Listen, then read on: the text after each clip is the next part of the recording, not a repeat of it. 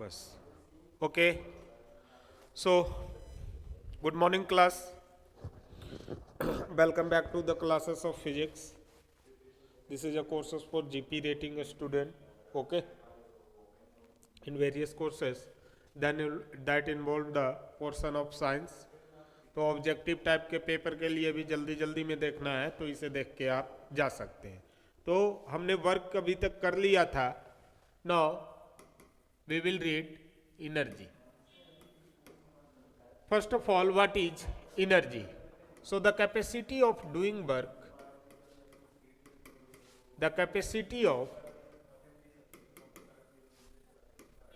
work is called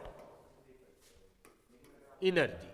अब इसके definition में कुछ ज़्यादा चेंजेस नहीं हुआ. एनर्जी भी एक प्रकार का वर्क है और या यूं कहे एनर्जी वर्क करने की कैपेसिटी है. आपके अंदर कितनी कैपेसिटी है कि आप कितना काम कर सकते हैं. That is known as a what energy. That is known as a what energy. Okay.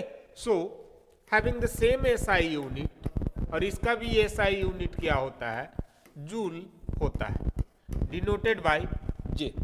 इसका भी एसआई यूनिट क्या होता है, जूल होता है, जे से डिनोट करते हैं. हायर यूनिट क्या होता है, 1 किलो जूल होता है, और इसको 1 × 10⁻³ जूल लिखते हैं. 1 किलो जूल बराबर कितना, 1000 जूल बराबर 1 किलो जूल बराबर 1000 जूल होता है. नो अब एनर्जी देखते हैं. तो देयर भी एनर्जी जिसे हम न छू सकते हैं, जिसे हम न देख सकते हैं, एनर्जी को सिर्फ क्या किया जा सकता है, महसूस किया जा सकता है. There be 2 types of the energy, positive energy and negative energy. ठीक है. नो इसी कॉन्सेप्ट में हम देखते हैं एनर्जी का. तो वेरियस फॉर्म्स ऑफ एनर्जी देखते हैं. तो वेरियस फॉर्म्स ऑफ एनर्जी, ये पॉजिटिव और निगेटिव मैंने आपको डायरेक्शन के हिसाब से बता दिया है, बट और इफेक्ट के हिसाब से, बट उसके अदर फॉर्म देखिए. तो वेरियस फॉर्म्स ऑफ एनर्जी. तो ड्यू टू मोशन, तो that will be what, kinetic energy. दूसरा due to stability, that will be what, potential energy. तीसरा ड्यू टू केमिकल कंपाउंड और केमिकल रिएक्शन, केमिकल एनर्जी. चौथा heat is also energy, so heat energy. और hydraulic energy water के द्वारा जो मिलता है, लाइट के द्वारा जो मिला, that is a light energy. Water के द्वारा जो मिला आपको, that is a hydraulic energy. Wind के द्वारा जो आपको मिला, that is a wind energy.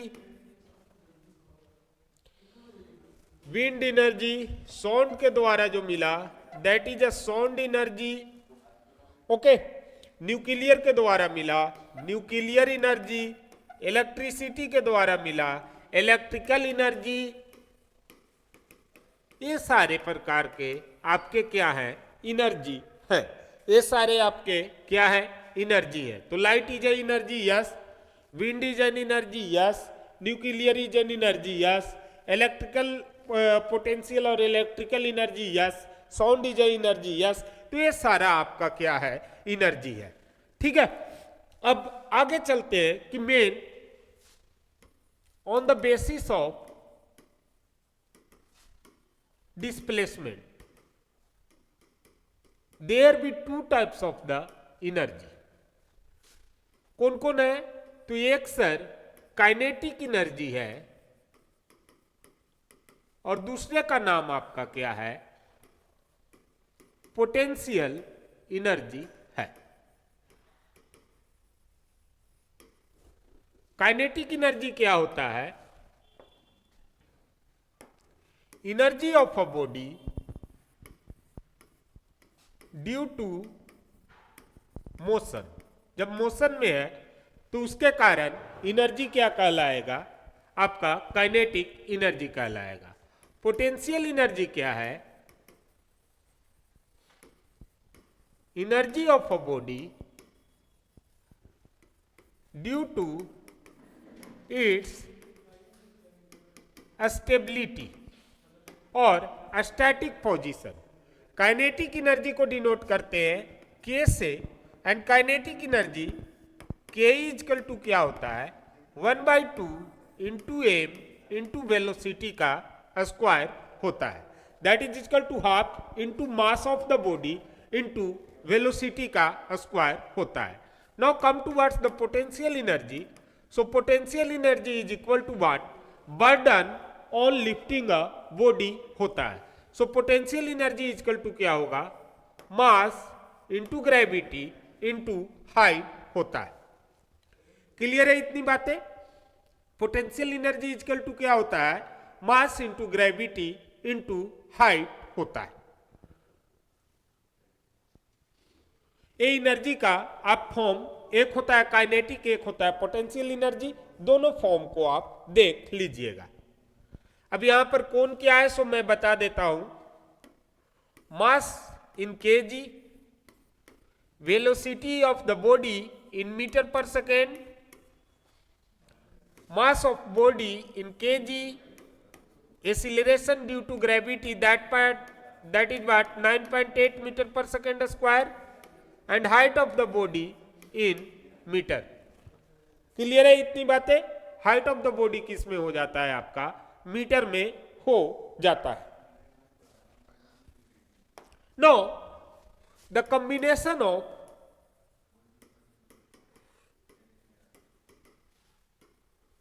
Potential plus kinetic energy is known as mechanical energy.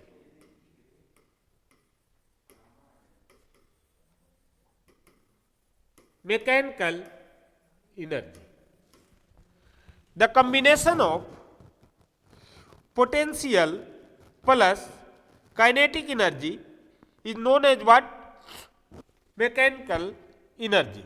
Clear है इतनी बातें? तो ये याद रखिएगा, mechanical energy is what, it is the sum of the kinetic energy plus potential energy. तो that become what, half mv² plus mgh। अब m को कांस्टेंट ले लिए,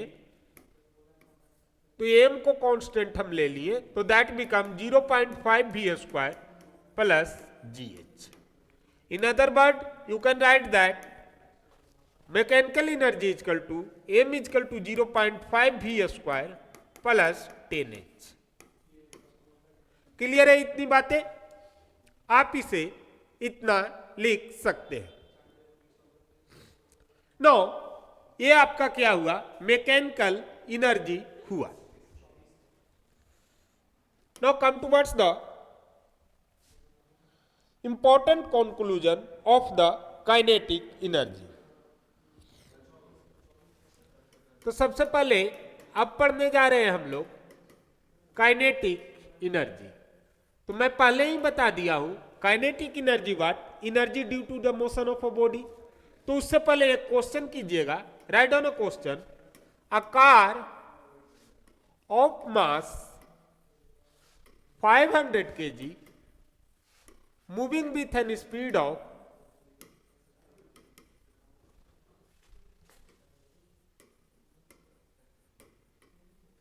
50 meter per second.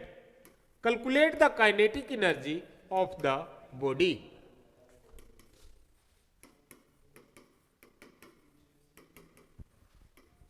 Of the body. तो काइनेटिक एनर्जी पूछा है, सीधा सा छोटा सा सवाल है। तो kinetic energy is equal to what, that will be equal to half into M into V का स्क्वायर। तो 1/2 मास आपका कितना मिला बेटा, तो that will be equal to 500 kg, V का स्क्वायर मीन्स क्या 50 इंटू 50, 50 का square. Now this become what, तो क्या हो जाएगा, ये तो आपका हो गया 2500 गुना 250, ये हो गया आपका 625 और 000, इतना जूल का होगा। अब किलो जूल में बदलने के लिए 1000 से डिवाइड कर देंगे तो आपको मिल गया 625 किलो जूल एनर्जी अप्लाई किया गया है। क्लियर है? तो कितना काइनेटिक एनर्जी है इसका, मूविंग कार के पास 625 किलो जूल का काइनेटिक एनर्जी है। Now so condition of kinetic energy, condition on kinetic energy पहला है when mass doubled,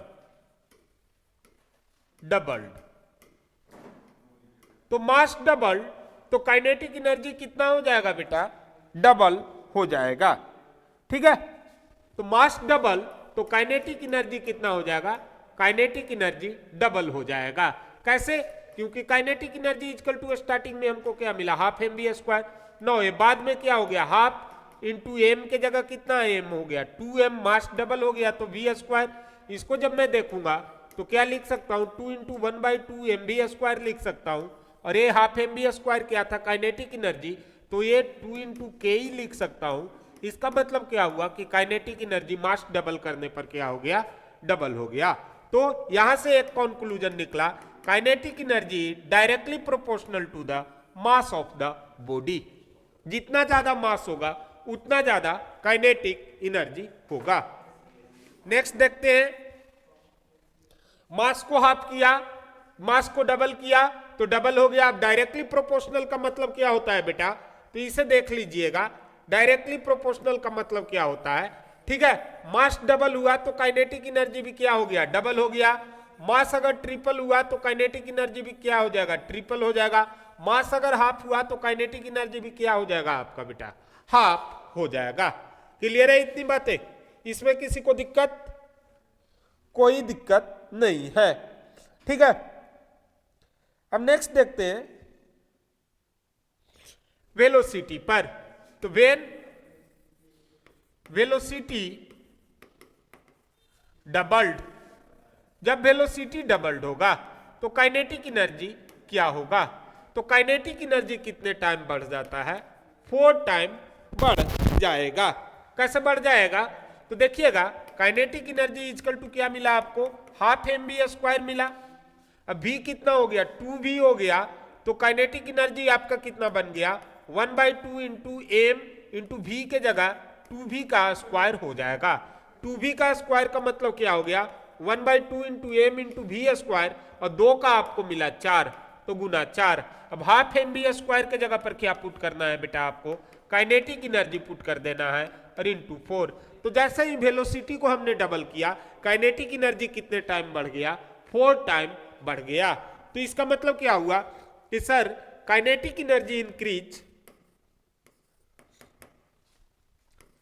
directly, kinetic energy is what, directly proportional to the square of the velocity आपको मिल गया। Kinetic energy is what, directly proportional to the square of the velocity, याद रखिएगा। Next देखते हैं, और कुछ है इसमें।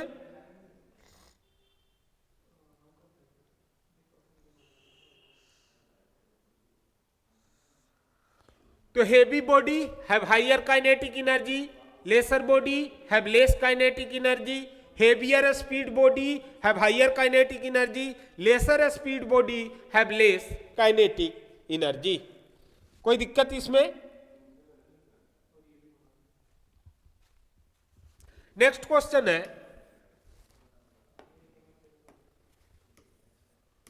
कैलकुलेट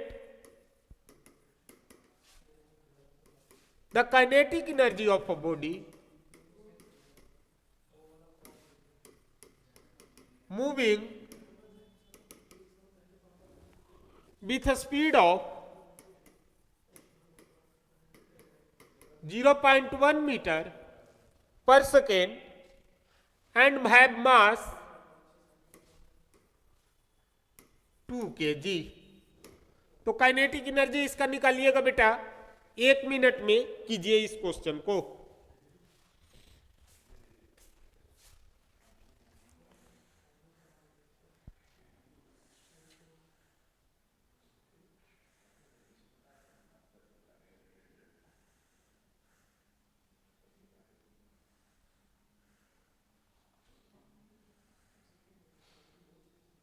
हो गया।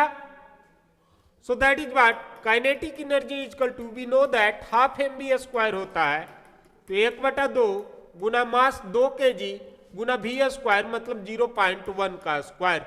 2 से 2 कैंसिल आउट, आपका क्या बच गया 0.01 joule will be the correct answer. तो कितना आया 0.01 जूल और 1/100 जूल इसका आंसर आएगा।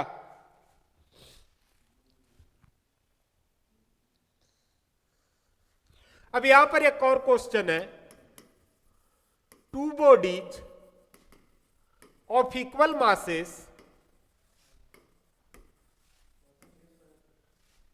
masses have velocity v and 3v meter per second. Calculate the relation between their kinetic energy. चलिए बताइए क्या होगा सेकेंड क्वेश्चन में, बताइए।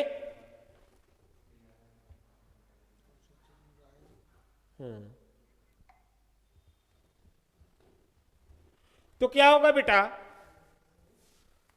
we know that kinetic energy late, this is a first car, this is a second car, इसकी kinetic energy v है, इसकी kinetic 3v है।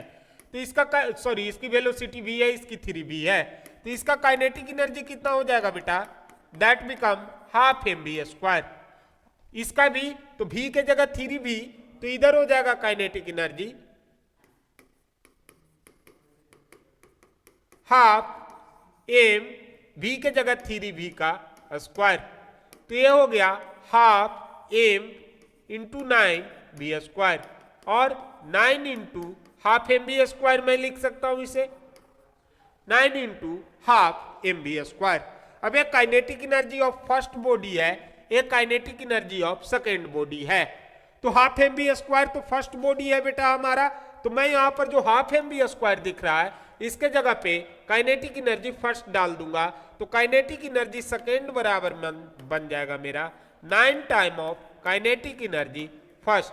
So what is the required relation between this, kinetic energy of the second body is 9 times the kinetic energy of the first body.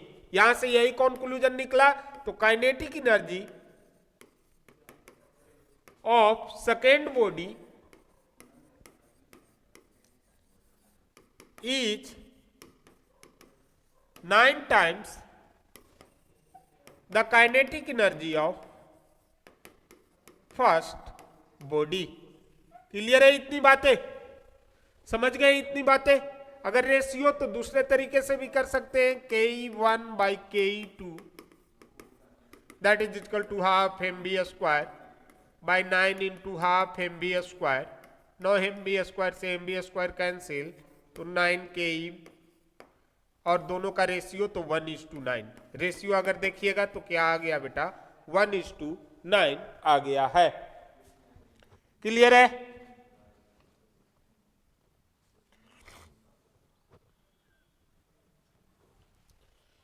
कोई दिक्कत इसमें? तो अगर velocity triple किया जाएगा तो काइनेटिक एनर्जी 9 टाइम्स बढ़ जाएगा। Now come towards potential energy. तो potential energy due to the static potential of the body. तो पोटेंशियल एनर्जी को मैंने क्या कहा था, burden on lifting a body. तो बर्डन बाय लिफ्टिंग, तो बर्डन बाय लिफ्टिंग हम कितना देखे थे बेटा, वो हमारा कितना होता था mgh के बराबर होता है। तो potential energy is equal to what, mgh। तो मान लिया जाए ये बॉडी है, इसको यहां से यहां उठा के धरना है, तो ये h हाइट कवर करेगा। तो आप किसके अगेंस्ट में, पोटेंशियल एनर्जी में आप क्या करते हैं, वर्क अगेंस्ट ग्रेविटेशन करते हैं। पोटेंशियल एनर्जी में आप क्या करते हैं, वर्क अगेंस्ट ग्रेविटेशन करते हैं। ठीक है। तो इसी के कारण वर्क आपका वेट के द्वारा, वेट नीचे में लगा तो वेट mg हो गया, और कितना डिस्टेंस तक निकालना है, h डिस्टेंस तक निकालना है। तो बर्डन आप लोग जानते हैं फोर्स इंटू डिस्प्लेसमेंट होता है, आपने वैल्यू पुट कर दिया, आपको क्या मिल गया, वो लिफ्टिंग बॉडी का बर्डन जो किसके बराबर होगा, पोटेंशियल एनर्जी के बराबर होगा। तो potential energy equal to W lifting and that is equal to what, mgh। तो सीधी सी भाषा में पोटेंशियल एनर्जी किसके बराबर होता है, मास गुना ग्रेविटी गुना हाइट के बराबर होता है। कोई दिक्कत इसमें? अब g की वैल्यू कितनी होती है, तो g 9.8 metre per second square होता है, और कैलकुलेशन के लिए इसे कितना लिया जाता है, तो sir 10 metre per second square ले लेते हैं। ओके, नो कहता है अ bag of 200 kg wheat is lifted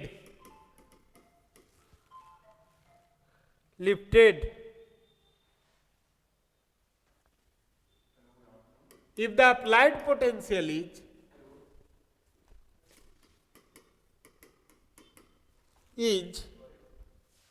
9800, then calculate the height reached।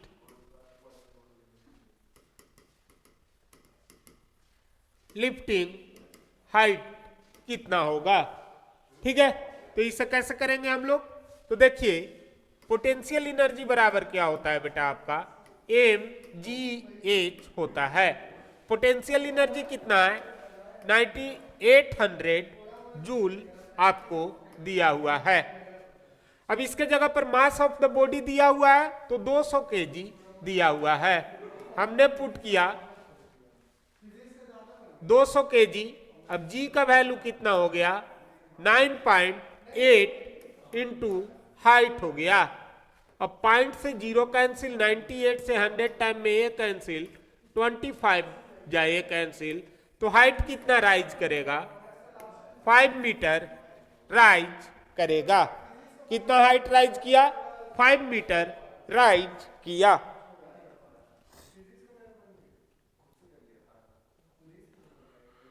तो बस